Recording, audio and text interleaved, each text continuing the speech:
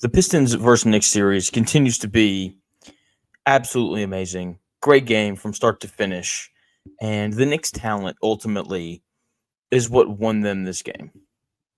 No way around it. Okay? Like that is what won them this game. You got Karl-Anthony Towns going for 30. Jalen Brunson goes for 30. OG Anunoby gets 20. Mikal Bridges gets 20. And it all started with Karl-Anthony Towns right from the jump. I talked after game 2 about how he had to be more aggressive going forward in these games. And he came out, he had 11 points in the first 8 minutes, was like 3 of 5 from three, had a layup. It looked really good right from the jump and just was very, very engaged. And he should look like this in every game of the series because the Pistons simply do not have a guy that can guard him. Jalen Duren can't do it. They've put Tobias Harris on him. Tobias Harris is just too small. He just is. Okay. And Karl-Anthony Towns took complete and total advantage of that. He kind of barreled his way to the rim a few times, finished with 31 points, rebounded really well, pulled down 8 boards, also hit 4 of 8 from three, 10 of 18 from the floor overall. He should look like this every game in this series, right? Because obviously, when you play the Celtics, like they're going to have better matchups for him and guys like Porzingis, Al Horford. The Pistons don't have anyone like that. He should be dominant like he was tonight in every single game that they play because he's an absolute stud. He just is. And then you look at Brunson, like the Pistons have guys for him. Like Asar Thompson makes things tough on him. Ron Holland gave them really good minutes tonight. Cade Cunningham, they'll put him on him as well.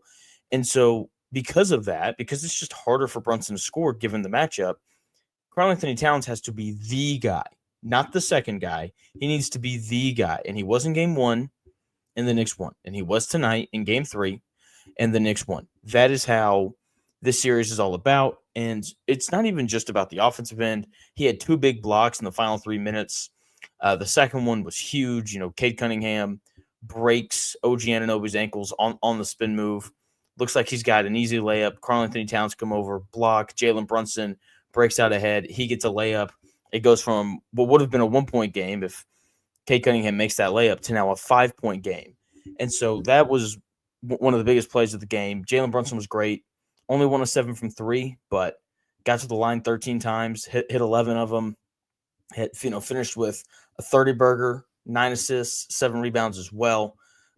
He was great. Once again, like when you're dealing with Asar Thompson and Cade Cunningham and Ron Holland, and you get 28, that's a lot of size, length, and athleticism to have to deal with, especially when you're a smaller guard like Jalen Brunson is. He just continues to be amazing, was really good, in the final 5 minutes of that game, getting to the rim, getting the Knicks into offense that they liked. OG Anunoby, great first half, 18 points, came out and really asserted himself offensively, which the Knicks really needed because the bench didn't show up again tonight. Defended Cade Cunningham really well for, the whole game. Just looked really good. Forced Cade Cunningham to turn the ball over 6 times.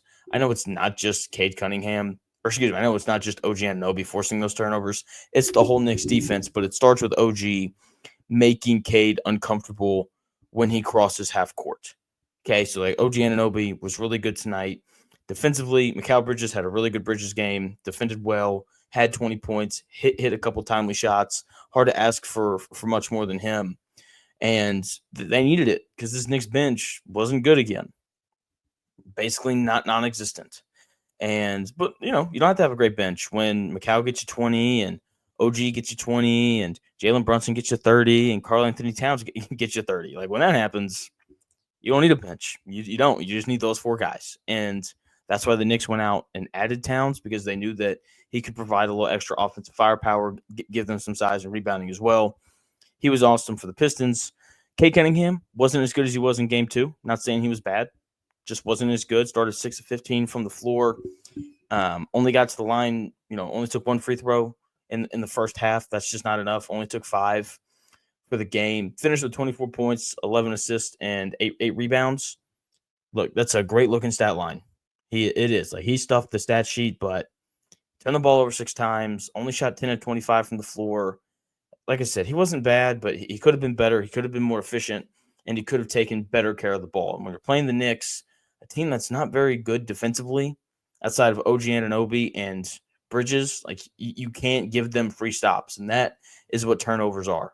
So he's got to be better if the Pistons want to win games against the Knicks. He was great in game 2, and that is why the Pistons won. So he has to be better. I will say there were some encouraging things in this game for the Pistons. I think long term, first and foremost, before I forget, Tim Hardaway Jr., he hit 7 threes. He was awesome. If it's not for him, then the Pistons get blown out. But the Pistons are a young team. I think that needs to be remembered. I know that it is, but a lot of these guys are playing in their first playoff series. And Jalen Duren, I thought, was awesome tonight, especially in the third quarter. The Pistons went on that run in the middle of the third quarter, and Jalen Duren was just awesome. Protecting the rim, rebounding, setting good screens, rolling to the rim, and finishing. Had a couple really nice passes out of the short roll as well. I thought he really fueled that run in the third quarter from the Pistons. Hopefully he continues to do that because he's very athletic. He's got a lot of the rim running stuff figured out. The next step for him is the passing out of the roll, and he did that really well tonight there in the third quarter. Ron Holland, that dude's going to play in the NBA for 10 years. He is. If he continues to defend the way that he did tonight. The Pistons were +7 when he was on the floor. He was awesome for them. In the minutes that he played, he was all over the place in the first half, just harassing Jalen Brunson, making things tough on him.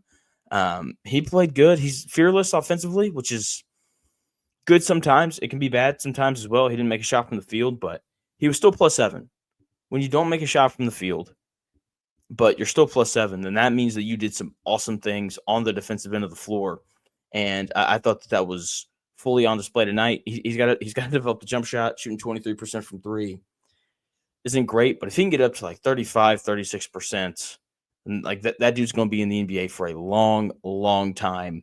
As at a minimum, a really good role player. You can see the athleticism. That he can handle the ball as well. So he's close. You can just tell. Like there's a lot of stuff there for him to develop into in terms of being a really good player. I think at a minimum, the Pistons have another awesome role player between him and Asar Thompson. We'll see how those two guys progress in the coming years. I felt good about the Knicks in 7 after game 2. Feel even better about it now. Experience, once again, close game down the stretch, and the Knicks found a way to close it out while the Pistons did not. And it's more than just experience. Like the Knicks are the better team. They are more talented. But still, one way or the other, really impressive game from both teams. Game 4 should be every bit as exciting as games 1, 2, and 3. So game 4 can't get here soon enough. Nuggets, Clippers tipped off like 20 minutes ago. I know I'm doing a video on that. Memphis up big right now on the Thunder, so I'll do a video on that one as well, more than likely. We'll see what ends up happening in those two games. I'll have videos out on those, and I'll talk to you then. Thank you again for checking out the video. Please subscribe, and I'll talk to you again soon.